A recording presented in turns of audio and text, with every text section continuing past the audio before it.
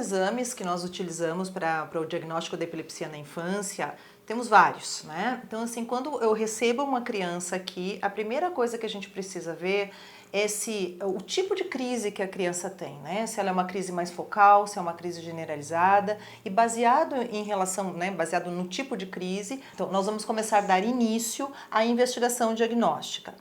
Tudo vai depender, então, assim, do tipo de crise. Então, por exemplo, se eu tenho uma criança com uma crise focal, a gente precisa procurar alguma coisa que esteja, algo que esteja, vamos dizer assim, alterado em alguma parte do cérebro.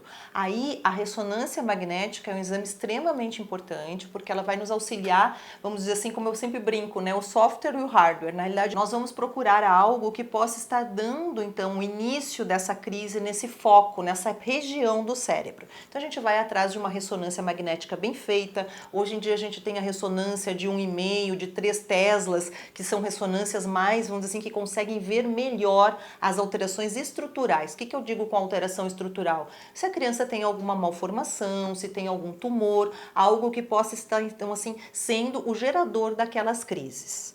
Então, visto a parte do cérebro propriamente dito, nós vamos então procurar se essa ressonância for totalmente normal, nós temos que procurar em conjunto, vamos dizer assim, a gente tem que ver a parte do software, então a gente tem que ver a parte do funcionamento. Então, a gente vai fazer o eletroencefalograma, aquele exame que é tão importante no diagnóstico. Uma coisa interessante que a gente tem visto de uns tempos para cá é que muitas vezes o que eu peço para a mãe é que o celular acaba nos ajudando muito. Eu peço para a mãe filmar em casa a crise da criança e ela me traz essa crise filmada, vamos dizer assim, no celular, e isso então eu já posso ter uma ideia do tipo de crise que é, se é crise ou se é algum distúrbio do movimento. Então isso tudo nos ajuda, né? E claro que isso de uma forma amadora, mas aí nós vamos então trazer aqui para a clínica, onde nós fazemos os exames de eletroencefalograma e vídeo EEG, e vamos então tentar decifrar o que está acontecendo no funcionamento do cérebro. Então, como eu falei, o eletro é um exame que a gente tem toda essa possibilidade de fazer na criança, porque eu sei que existem muitos lugares que não fazem exames de criança, porque o exame de criança é um exame que demanda mais tempo, demanda mais paciência, né? A gente precisa muitas vezes que a criança durma, às vezes nós precisamos dar algumas medicações, então aqui a gente acaba utilizando até o remedinho que é, por exemplo, o remédio que é o antialérgico, nós utilizamos a melatonina, né, para tentar induzir o sono desse bebê, dessa criança. Quanto menor, mais difícil é. Então aqui a gente consegue fazer o exame da criança. E além do eletroencefalo, então, aí nós temos o vídeo EEG. O vídeo é aquele exame, então, que nós vamos filmar a criança, que aqui a gente consegue fazer exames desde 1 hora até 12 horas, então nós fazemos no período diurno.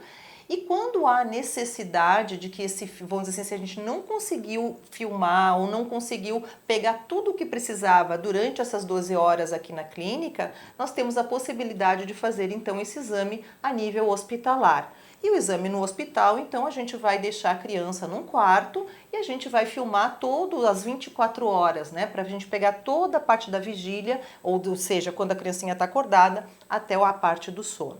Então isso é a parte do eletro. E aí, claro, nós temos os exames de bioquímica, de sangue, de pesquisa de erros inatos de metabolismo naquela criancinha muito pequena, que são alterações que podem dar, vamos dizer assim, no metabolismo da criança e isso ser a causa da epilepsia.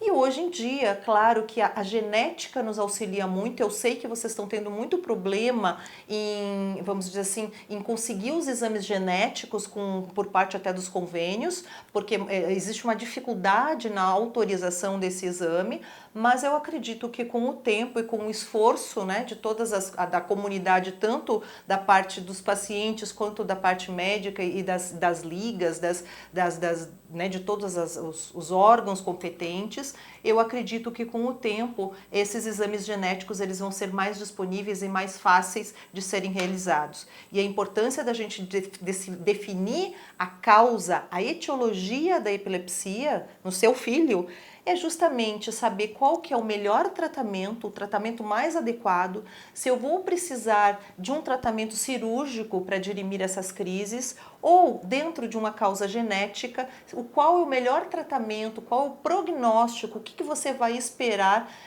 da epilepsia ao longo da vida do seu filho.